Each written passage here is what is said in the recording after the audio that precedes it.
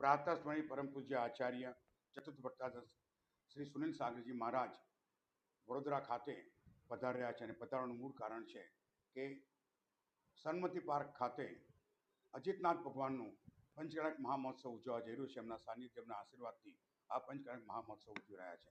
તે અર્થે ગુરુદેવ 46 પોથી સાથે આજે નગરમાં પ્રવેશ કર્યો છે અને એના અનુસંધાનમાં આજે સામૂહિક રાખેલો આ અલકાપુરી દિગ્વિજય સમાજમાં એમનું આગમન થયું છે.